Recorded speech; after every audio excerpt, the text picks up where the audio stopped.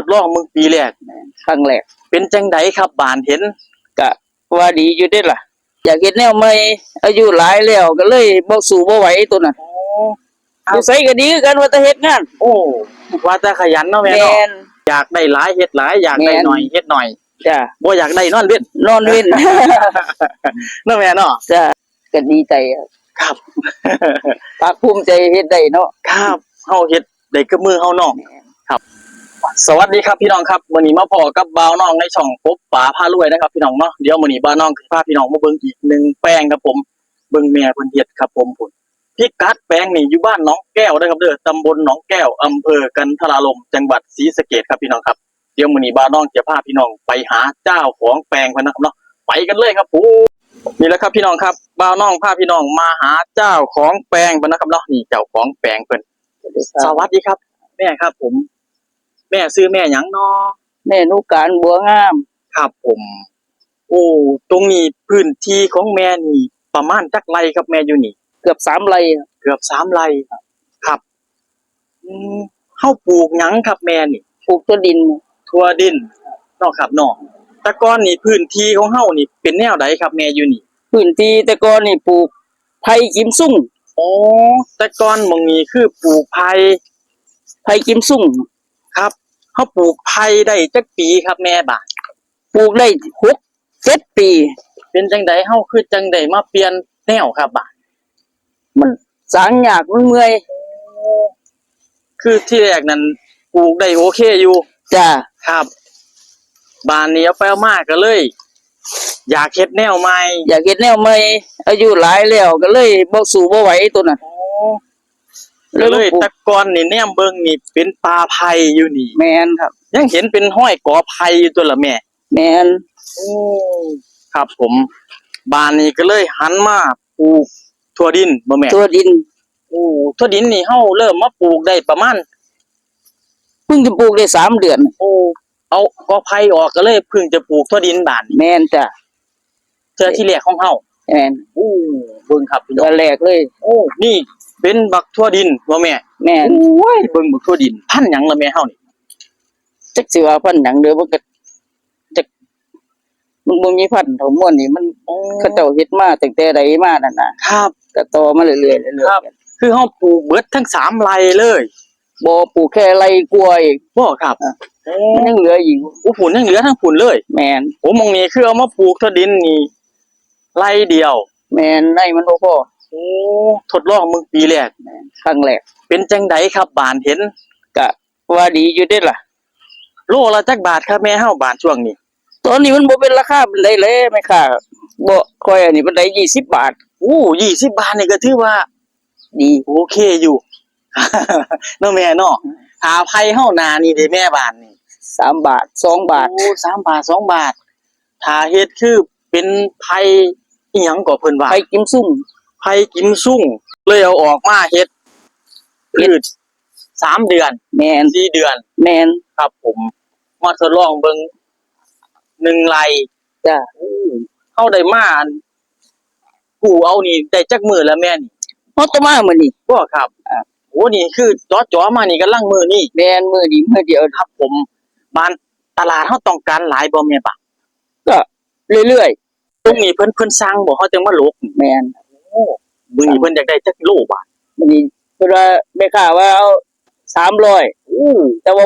บ่ได้ดอกมื้อนี้ฝนตกมันดกยากโอ้ถ้าฝนตกนี่กับฝนบ่ตกนี่อันใดสิเข้าท่ากันแม่เฮาฝนบ่ตกแล้วไง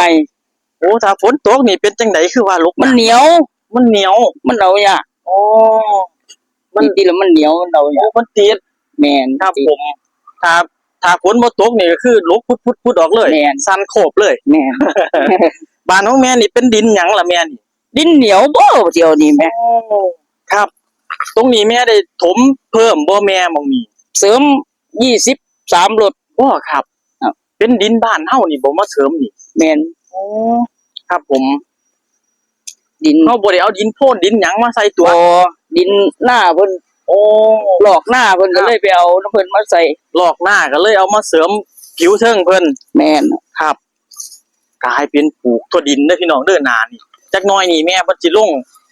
พริกลงหอมอยู่บ่แม่นี่ก็ กะว่าจังซั่นล่ะลงหอมแดง คืออา แม่ ยุอายุสั้นเนาะแม่เนาะ แม่น ครับผมนี่ครับเพิ่นก็จะมาลก3-4คนเพิ่นนะครับอยู่นี่เด้อนี่เพิ่นก็นั่งปิดอยู่นี่โอ้บ่ได้ย่านแดดเลยบาดนี้ ครับอยู่ในโฮมเลยผู้ลกก็ลกบาดนี่ครับเบิ่งแม่เพิ่นปิดโอ้นี่ครับเริ่มสิได้หลายแล้วโลละ20 บาทเด้อพี่น้องเด้อนี่คือเป็นทั่วดินบ่ฮู้สายพันธุ์บ่ติแม่ แต่มันเป็นพันธุ์นี่หยังมาจากไสแล้ว โอ้ ก็ซื้อนํเขาเจ้ามาเฮ็ดพันธุ์เอาไปเรื่อยๆบัด ครับ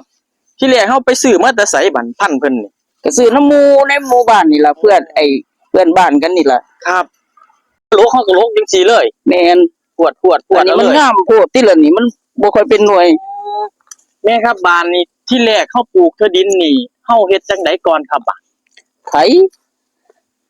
ไถแล้วก็ปั่น ไถ ยังมาหยอดเอา ไถ เครื่อง พรวนดินบ่แม่ แม่ โอ้นี่ของแม่นี่ เอารถหยอดเอา เอาคนนี่ละหยอดแต่ว่าใส่เครื่องหยอด บ่ได้ขุดถมคือแต่ก่อน บ่ ครับโอ้แบบสิมีล้อๆหมุนๆไปเลย แม่น โอ้ง่ายตัวนี้แม่ โอ้ก็บ่ง่ายไปได้แล้ว เมื่อยคือกัน โอ้โยไปบ่แม่ แม่น โอ้คิดภาพออกอยู่เนาะแม่เนาะเป็นกลมๆแล้วเป็นล้อยักษ์ๆน่ะ แม่นมีเป็นปากเป็ด โอ้บ้านนี้เฮาเอาในเพิ่นนี่มานี่เฮาเอาลงเบิดในจังซี่หรือว่าเฮาแกะออก แกะออก โอ้เฮาต้องแกะออก แม่นไปตากแดดให้มันแห้งก่อน ครั แล้ว บ ค่อยไปตากแล้วก็ค่อยไปกรอก เอาลงจังซี่ได้บ่ปะ บ่ได้ นั่นแหละเนาะ แม่น โอ้คือเฮาให้แห้งๆแล้วเฮาเอาแกะเอาในที่ แม่น ที่ไปเฮากินนั่นบ่ แม่ แม่ นแม่น โอ้ เฮาจึงค่อยไป ให้มันแห้งๆอยู่ก็ค่อยเอามาใส่ โอ้ ใส่เครื่อง ครับ หยอด ตรงนี้คือเฮาหยอดเมล็ดลงเลยเฮาบ่ได้ช่ำไว้ก่อน บ่ ครับบ้านนี้เฮาหยอดนี่เฮาได้รดน้ำบ่แม่นนี่ ก็ถ้าบ่มีฝนก็หด โอ้คือหน้านี่ก็ดีแน่ แม่น ครับ ในภายประมาณจักเดือนก็แม่นเฮาจะได้ผลผลิตเพิ่นอยู่นี่ 3 3 เดือนเลยนับไปเลย แม่น ครับ นี่ก็ นับ คือ จากมือที่มันเกิดเด้ อืม บ่แม่นมือมาปลูกนั่นก็นับ มันก็ โอ้ ยังบ่รู้ว่าเกิดหรือบ่เกิดอีกไปนับไปก่อน โอ้คือเฮานับมือต้นเพิ่นขึ้นก่อน ครับ เพราะว่าตรงนั้นก็คืออย่าเพิ่งนับไปที่ใช้พรวนดินเนาะ แม่น ครับ ผมบ่หลายคนก็พี่น้องเฮาพื้นที่แต่ละพื้นที่บ่คือกันเนาะ แม่นจ้ะ บางพื้นที่เพิ่นก็ปลูกมันปลูกอ้อยปลูกหยังสินะเพราะว่าของเฮานี่ก็เลยกลายเป็นมาปลูกทั่วดินเนาะแม่เนาะถือว่า20บาทนี่ก็ยังโอเคอยู่ เคยได้สูงสุดนี่ประมาณจักบาทแม่ทั่วดินเฮาบาท 28 อู้ 28 บาท 8นี่ก็ถือว่าสูงเลย แม่น ครับ แต่ว่า20นี่บ่าวน้องก็ยังว่าโอเคเด้อพี่น้องเด้อนี่เพิ่นสิมาเอาไปแล้วนี่300กว่าโล บ่อนได้อยู่บ่นี่ เพิ่นสิเอาอยู่แต่ว่ามันบ่ได้เฮ็ดไปเรื่อยๆแล้วแต่เพิ่นสั่งมามันบ่ได้ก็บ่เป็นหยัง โอ้ตรงนี้บ้านแม่เฮา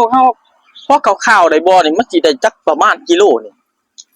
บ่ถือคือกันเด้อ เนาะเพราะว่าเฮาก็ แม่น กำลัง แม่นมันก็ตัวมิน บานลำต้นใบเพิ่นนี่เฮาเอาไปเฮ็ดจังไดแม่บาด ให้งัวให้ควาย โอ้ น่ะ กินได้คือกัน แม่น ครับ เป็นฝุ่นเป็นปุ๋ยได้บ่แม่ ได้ โอ้เบิ่ง ถ้าสมมุติว่าเอาบ่มีผู้มาเอาเราก็ไถกบเลย อ๋อเป็นฝุ่นเป็นปุ๋ยได้เลย แม่น แต่ว่านี่ก็คือให้งัวเฮากินได้สบาย ได้อีก2ต่อเลย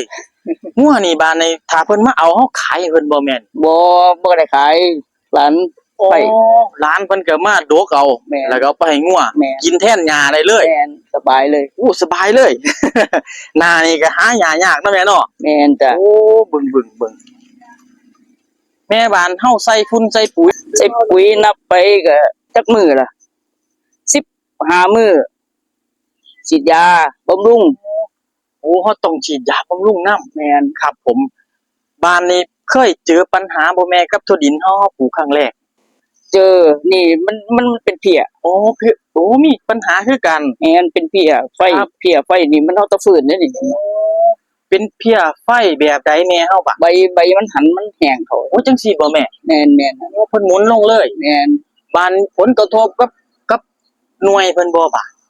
ก็มีส่วน โอ้มีส่วนแต่บ่หลาย แม่นแต่ว่าตอนนี้ก็บ่ทันแก่ดีหว่ามัน บ่ครับ เพราะว่ามันติด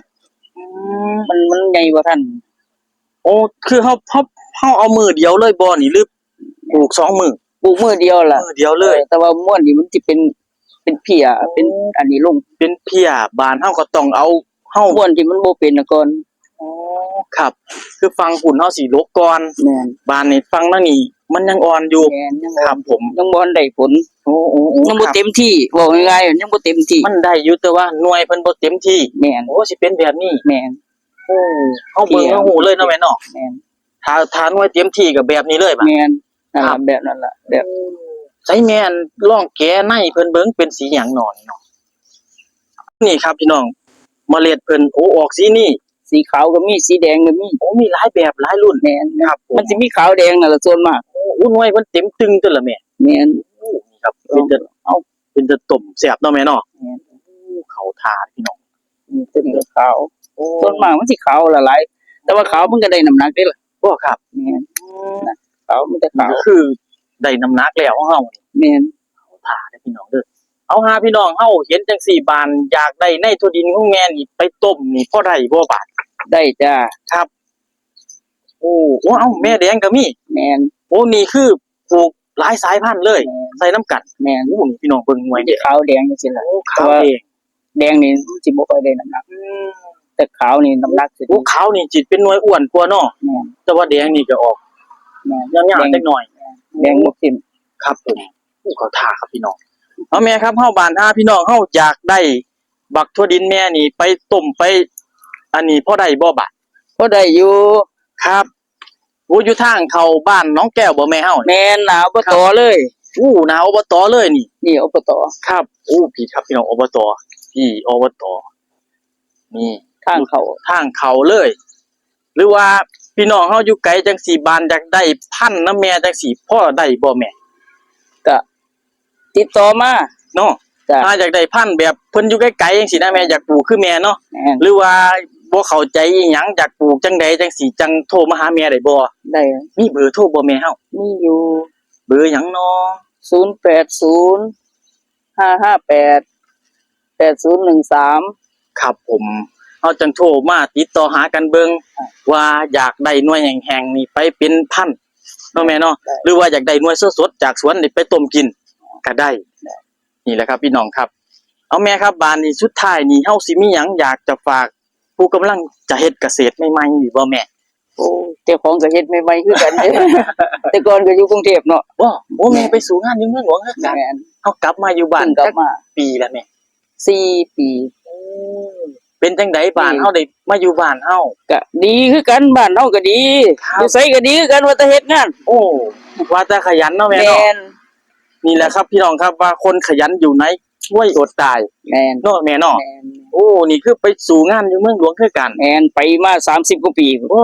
เฮาเกษียณบ่หรือจังได เกษียณหา โอ้เกษียณ เกษียณอายุงาน55ปีก็ให้ออก โอ้เพิ่นให้ออกเฮาก็มาอยู่บ้านเฮา แม่น เลยมีพื้นที่อยู่ แม่น เลยจัดการพื้นที่ของเฮาให้มีประโยชน์ แม่น ครับผมโอ้ตรงนี้เพิ่นเอิ้นให้บ่แม่นี่ แม่นให้ เฮาก็ได้เฮ็ดหน้านํ แม่นหน้าก็มีให้ก็มี โอ้นี่ครับพี่น้องครับ คนขยันอีหลีเด้อพี่น้องเด้อพุ่นเขียวชอุ่มเนาะแม่เนาะ แม่นจ้ะ เป็นจังไดบ้านเฮาได้เห็นจังสี่ขึ้นออกหน่วยออกผลในความรู้สึกของเฮา ก็ดีใจอะ ครับ ภาคภูมิใจเฮ็ดได้เนาะ ครับเฮาเฮ็ดได้กับมือเฮาเนาะครับผมนี่แหละครับพี่น้องครับผลสุดท้ายแล้วเฮาอยู่กรุงเทพจังไดเฮาก็กลับมาอยู่บ้านเฮาเนาะแม่เนาะครับนี่ครับพี่น้องครับเบิ่งแม่เพิ่นเป็นตัวอย่างอีกหนึ่งท่านเด้อพี่น้องเด้อขนาดอยู่กรุงเทพนี่เพิ่นมาอยู่บ้านเพิ่นก็มาเฮ็ดงานคือเก่าแต่ว่านี่คือเป็นเจ้านายเจ้าของเอง แม่นจ้ะ อยากได้หลายเฮ็ดหลายอยากได้น้อยเฮ็ดน้อย จ้ะ บ่อยากได้นอนเว้น นอนเว้น เนาะแม่เนาะ จ้ะ เบิ่งครับพี่น้องครับพุ่นน่ะเฮานี่ก็โลกไปนี่มื้อหนึงนี่บ่ต่ำกว่าจักบาทแม่เฮาคร่าว ก็มันก็แล้วแต่มันได้จักกิโลล่ะ ๆถ้าเฮาโลกหลายเฮาได้หลาย แม่น ครับ ผมย่านหนึงแต่โลกให้เพิ่นบ่ได้ นี่แหละครับพี่น้องครับมาน้องพาพี่น้องมาเล่นน้ำแม่เพิ่นแล้วได้ความรู้หลายๆอย่างไปฝากไปตอนพี่น้องเด้อครับเด้อแม่ครับ ขอบคุณหลายๆครับที่ให้ส้มสวนเนาะ ครับ ขอบคุณครั ครับ บ สวัสดีจ้า ครับผมก็อย่าลืมในช่องกบป๋าพารวยด้วยครับเด้อกดไลค์กดแชร์กดติดตามบ่าวน้องนะครับผมเพื่อเป็นกำลังใจเนาะบ่าวน้องก็สิเฮ็ดคลิปนี้พี่น้องเรื่อยๆคลิปนี้ก็สวัสดีครับ